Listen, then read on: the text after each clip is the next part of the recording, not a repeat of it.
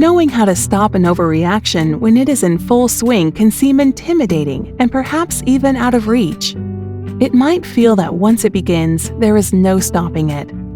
Though you might not be able to control what triggers you, you can learn to tune into your body and take an active role in remaining calm. Today, Dr. Judith Siegel, author of the audiobook Stop Overreacting, will share techniques that can help you return to a state of emotional equilibrium. Hi, welcome to Your Great Journey. We offer brief tips, techniques, and insights to help you move in positive directions and master big change. For more information, please visit yourgreatjourney.com. Your Great Journey is brought to you by audiobook publisher Wetware Media.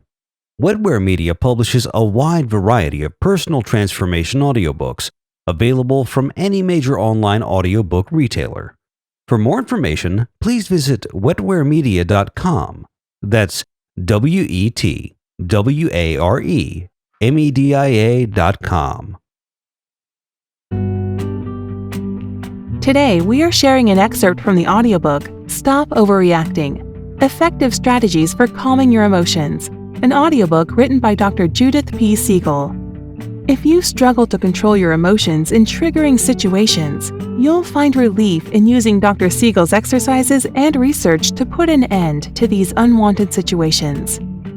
You can stop your feelings from getting the best of you and unlearn the habit of overreacting. In this episode, Dr. Siegel explains how to stop an overreaction by learning how to recognize the early signs and put calming techniques into action.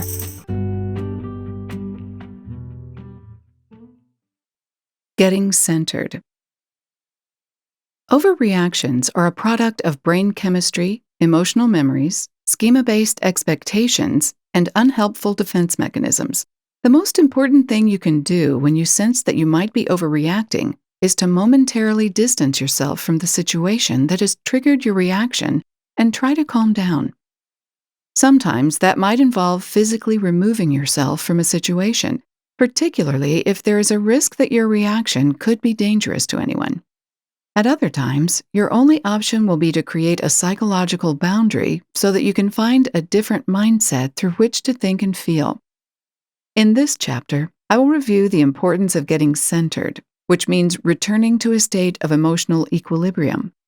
It also involves learning to thoughtfully explore your reaction until you have a clear understanding of your feelings and the situation that triggered that reaction. You can reach a state of emotional equilibrium only when you have identified the emotional memories that are adding to the intensity of the experience and found ways to challenge any defensive splitting or flooding that may have been activated. Identify the changes in your body. When your amygdala is activated, altered brain chemistry produces physiological responses that you can learn to identify. Adrenaline and cortisol put us into a state of agitation that has been described as diffuse psychological arousal. Our activated central nervous system creates changes in our heart rate, breathing, and gut. As we ready ourselves to fight or flee, our energy surges into our muscles, preparing us for a physical response while at the same time making it almost impossible to process information. This state of response is actually experienced throughout your body, and it is your signal that your amygdala has started to fire. While your attention may be directed to the problem that has triggered your response, it is far more important to pay attention to these symptoms. The body scan exercise in Chapter 2 helped you become familiar with your physical response style. You learned to notice how different parts of your body felt when you were relaxed and to identify the way your body changed when you thought about specific emotional memories. Your ability to scan and register changes in your body can be extremely helpful to you in preventing overreactions. Every time your brain perceives a threat to your well-being, the information registers throughout your body. The earlier you can catch yourself being thrown off balance, the easier it is to find your center again. The next time you are in a stressful situation, check to see if you experience any of the following: feeling stiff or tight in your neck, feeling flushed or hot, having a quickening or rapid heartbeat, feeling queasy or like you've been punched in the stomach, starting to sweat, having clammy palms, feeling numb, being unable to concentrate, feeling distracted or preoccupied by uninvited or racing thoughts. Knowing your body's response style to arousal is one of the most important tools you can develop. Once you know your own response style, you can be more alert to the subtle but very meaningful changes that tell you it's time to use everything you have learned about overreacting. Calm down. Once your body has alerted you that you are in a state of high arousal, your priority is to return to a state of emotional equilibrium. There are different exercises and strategies that you can try, and it's impossible to predict which one will work best for you. Some of these suggestions might sound weird or unlike anything you have ever considered doing before. Perhaps you have heard of some of them but just don't see the point.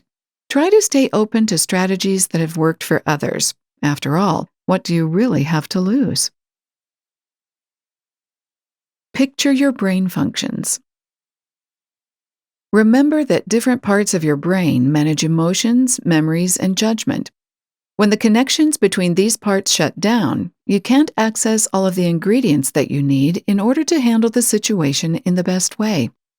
When you are in a moment of high arousal, just stopping to think about what is happening in your brain can help generate the awareness and self-reflection that can help turn things around. Left and right.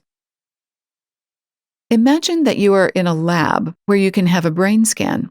Picture an image that shows how the right side of your brain is all lit up. Notice that the left side isn't showing any activity at all. Message your amygdala to let it know that it's done its job for the moment. Let the left brain know that you need a little help right now trying to figure out what's really going on. You might say something like, "Okay, amygdala, I know that something's up, but can you just slow down for 1 minute so I can try to figure it out? Left brain, where are you? I need help naming this feeling so things don't get out of hand." Bottom and top. Imagine that your brain scan shows that the lower part of your brain is all lit up. Notice that the higher brain functions are completely blacked out. Remind yourself that this is a dangerous picture and that following your impulses usually leads to actions you later regret. Talk to the thinking part of your brain so that your experience can add a grain of wisdom. You might say something like, "Okay, instincts, I hear you, but let's see if my experience agrees that this is the best decision. Is this something that I will regret later?" Snap out of it. Wear an elastic band around your wrist. When you feel that you are entering a state of high arousal, snap the band so that it stings. A physical distraction like this allows some people to divert their attention from negative thoughts back to their body. By taking action, you transfer from a passive position into one of action and urgency. Your effort to take control of this situation can keep you focused on regaining your equilibrium and help you remember the next steps you need to take in order to avoid a knee-jerk reaction. Name your feelings. Pushing yourself to identify and name your feelings is an important part of getting grounded. In Chapter 2, you were asked to become familiar with dozens of different feeling states that contribute to overall experiences of anger, contentment, or insecurity. Doctors Matthew Lieberman and Naomi Eisenberger have demonstrated how helpful that exercise can be in a moment of emotional intensity. When research subjects were asked to label the feeling that best fit a series of powerful images, their efforts to concentrate on selecting the best description immediately diminished the activity in the amygdala and related regions. As the thinking parts of the brain connect to your emotional response, you will be better able to move beyond that first impulse to either implode or explode. Breathe. Another strategy for getting centered comes from the mindfulness approach to emotional distress. Mindfulness is an offshoot of Buddhist meditation and combines mindful philosophy with breathing techniques. Mindful practice takes us away from the tendency to overthink and asks us to suspend judgment as we invest all of our energy in the experience of being fully aware of how it feels to be in this particular moment in time. As Drs. Ruth Bayer and Deborah Huss point out, the mindful approach requires acceptance of the wide range of sensations and feelings that people experience. From this perspective, emotions are just states that will come and go if we don't allow ourselves to get too agitated by them. If we can accept them as sensations and information, their urgency passes, and they are replaced by other states. In a proper mindfulness exercise, your mind is free to roam from thought to thought while you simply observe yourself in the experience. To move beyond a state of turbulence, something as simple as focusing on your breath can help you return to the moment. When you concentrate on how your body feels as you inhale and exhale, thoughts and feelings may flicker into awareness. Acknowledging those thoughts and feelings is not at all similar to obsessing or ruminating over the problem that has triggered your reaction. Tuning your thoughts back to your breath will allow your emotions to ebb and flow. As you inhale deeply, follow the movement of the fresh air as it travels through your nasal passages, throat, and chest, and into your abdomen.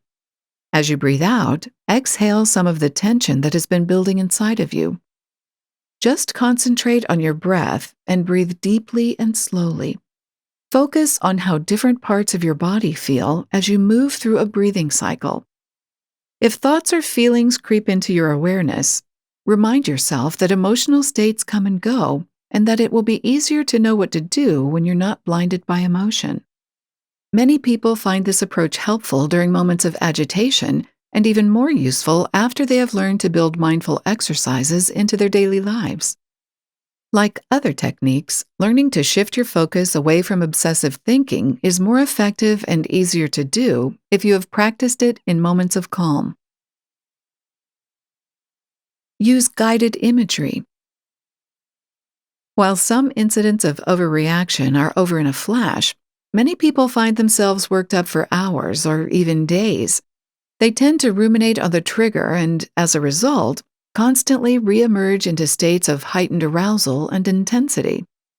While you might not have the time or privacy to count on guided imagery as your first resort in a moment of crisis, it is a wonderful option to employ as soon as you have a private moment. In Chapter 2, you were asked to experiment with the power of positive emotional memories through an exercise in guided imagery. You learned how to recall a specific event and shift your concentration to the things you remembered seeing, feeling, smelling, and hearing.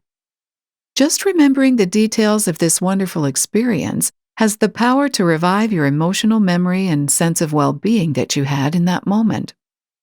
Knowing which memory works best to soothe you or restore your self-confidence makes it easier to turn to that memory when you are ready to open the good drawer of your emotional filing cabinet and immerse yourself in the positive.